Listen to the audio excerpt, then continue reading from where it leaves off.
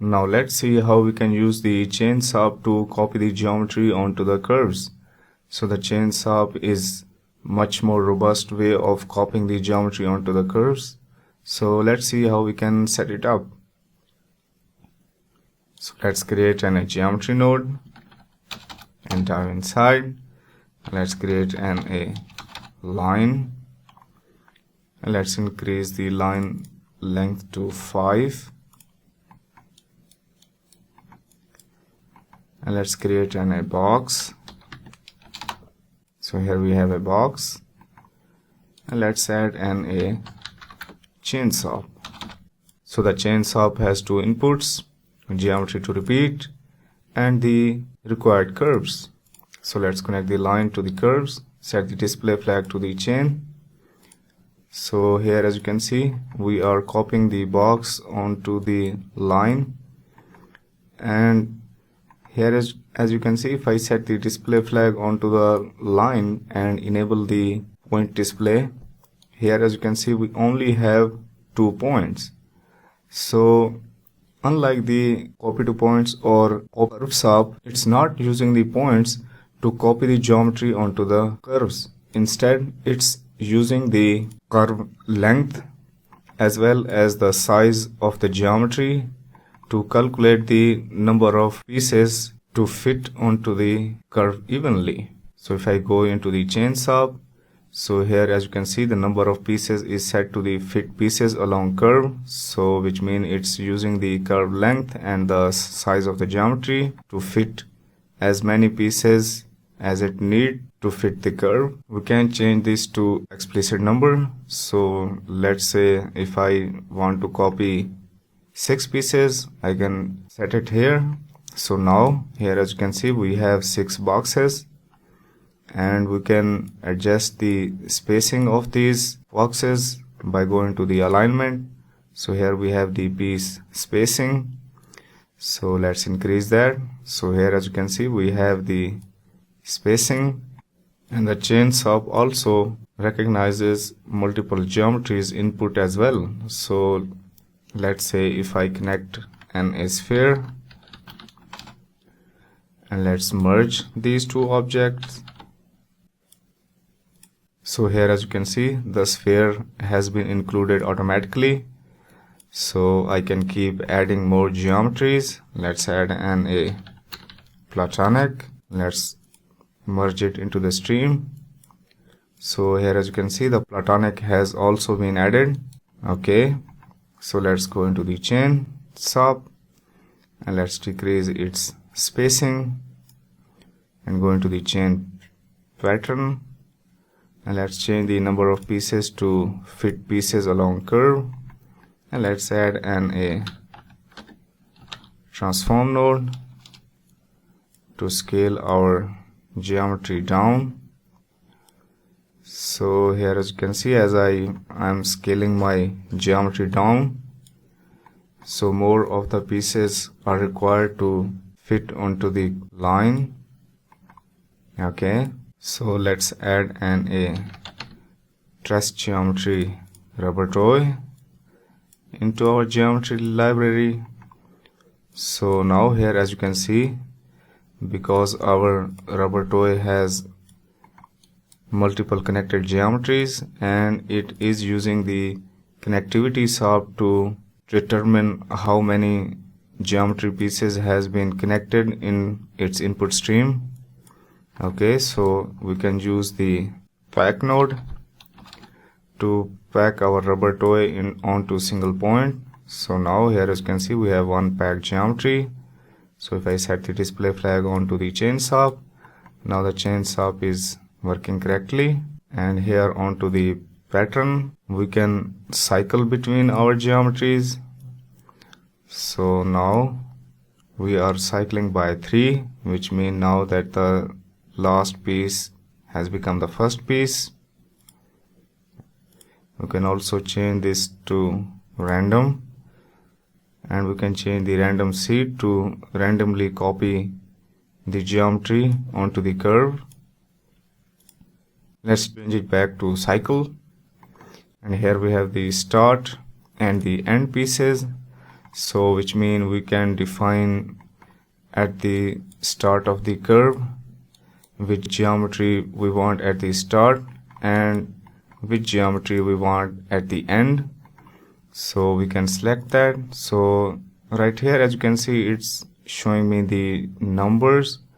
So we can change this to name by creating a name attribute.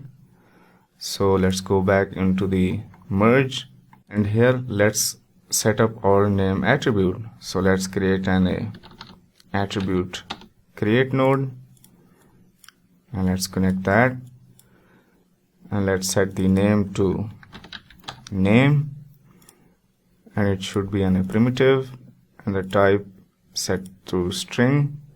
Let's name our box to box. Let's duplicate this node, connect it to the sphere, and let's change this to sphere. Duplicate again, and here let's name this to platonic, and here let's set this rubber toy, and here onto the chain SOP.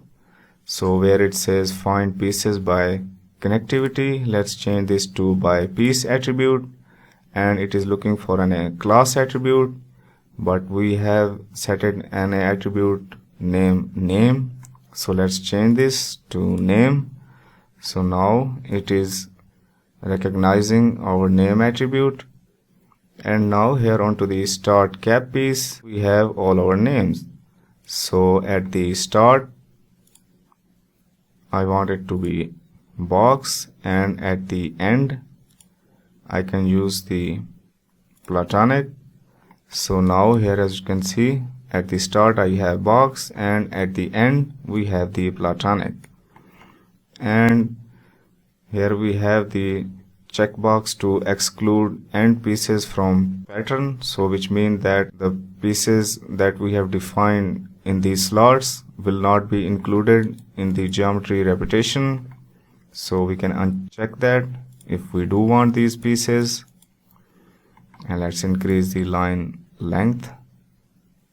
So here, as you can see, now we do have those pieces, but at the start we will have box, and at the end we will have platonic.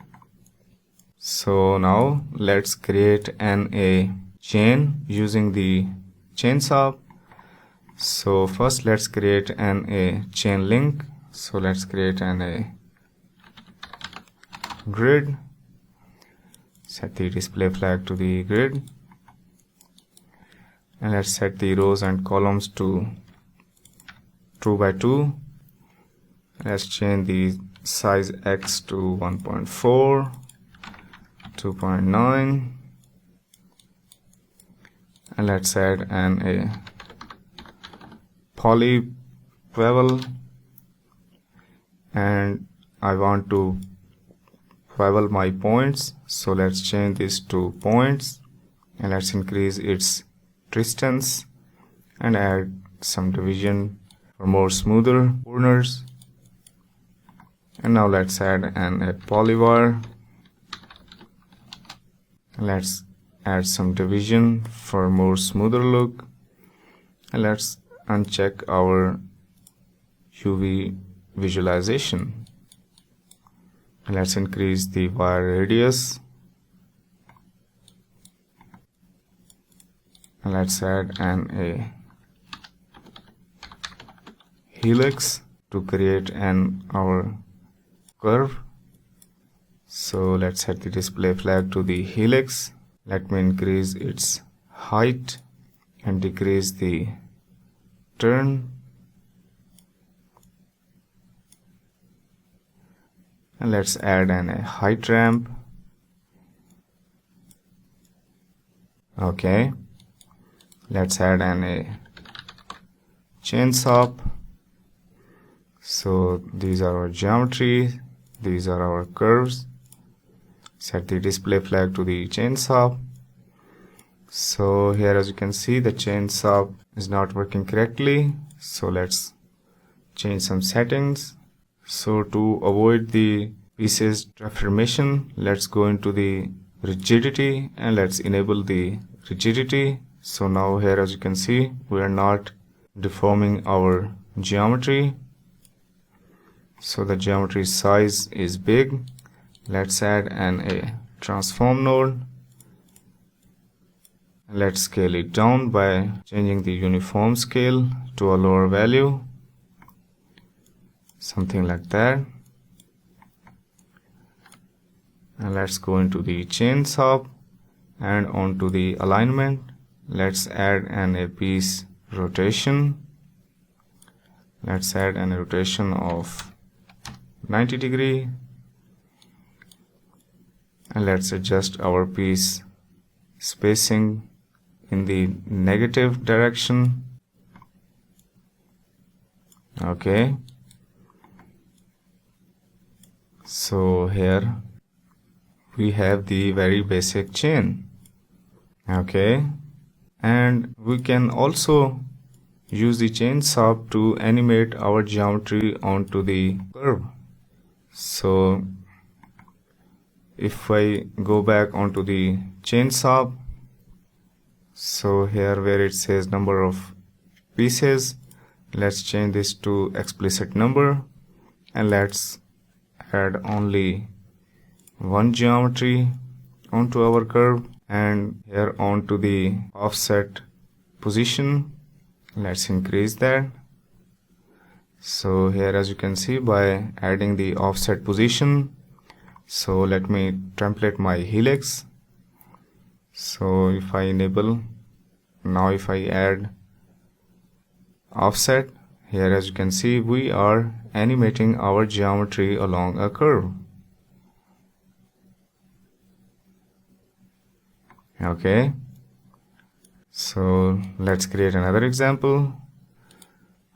So let's create a box, set the display flag to the box, and let me decrease its X size,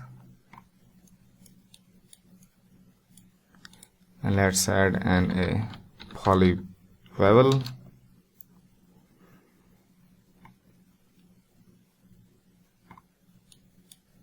and let's add some divisions for more smoother bevel. And now let's add some holes into our geometry. So let's create a grid. So here we have the grid. Let's change the orientation to YZ plane, and let's add a match size node. So this is the geometry, and let's use this box as a reference geometry, and let's enable scale to fit. So now our grid has exactly the same size as our box.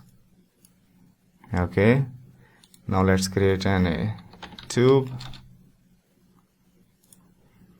Let's change its orientation to X, and let's decrease our radius down, and also add the end caps. Also increase the columns for more smoother, slender. And let's copy our tube onto the grid. So let's add a copy to points SOP. So this is my geometry, and I want to use my grid points. So here we are creating lots of copies we don't need. So let's go into the grid. Let's change the rows and column to 2 by 2. So let's go back onto the tube, and let's change the orientation to Z-axis. So now they are oriented in the correct direction. So if I template my box, here as you can see, we have these cylinder in the correct orientation. Let's also decrease the radius even more. Let's add a transform node after the match size. So we are basically, let me untemplate my box. So here we have the grid. So let's decrease the grid size a little, And if I template my box again, so let's decrease the scale even more, something like that. And now let's use these cylinder to boolean out from our box to create holes. So let's add a boolean node. So this is the geometry A and this is the geometry B, and here we have these holes. Let's duplicate our setup. So these are our tube and this is the copy to point sub. So let's duplicate it here and let's merge it. So here onto this tube, let's decrease its height and let's also decrease the radius just a tiny bit so that we can see a little bit of hole. And let's go back onto the tube. Let's replace it onto the Z direction. Something like that. So this is my piece that I want to repeat. So let's copy our this setup. So where we have created the helix and the chain SOP. So let's duplicate this whole setup and let's use this as our geometry. And let's set the display flag onto the chain SOP. So onto the chain SOP, we have set the number of pieces to 1. Let's change this to fit pieces along curve.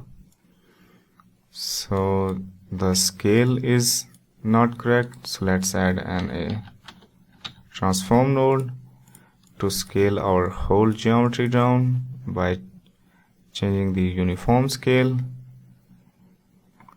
And because our model is made out of different connected pieces, so that is why the chain SOP is copying each pieces individually. So let's go back onto the chain SOP and where it says find pieces by connectivity, let's change this to by piece attribute. And let's go into the alignment and let's zero out our piece rotation. We don't need that.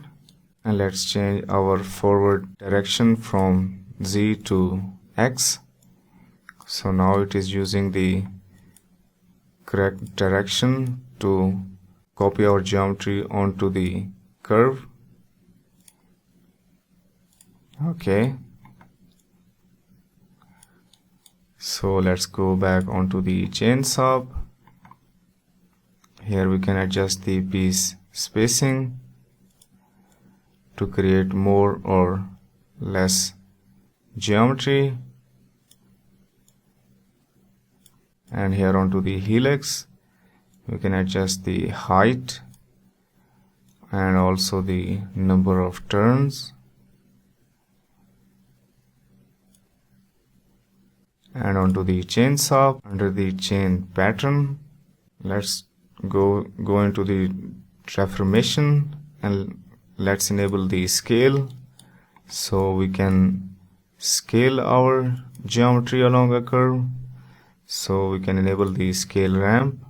So here we have the ramp to adjust the scale, and let's enable the rotation and let's enable the rotation scale ramp. Here we have the base rotation. Let's add some rotation. So here we can adjust the ramp to where we want the rotation to happen. Okay, so here as you can see, our first piece is not correct.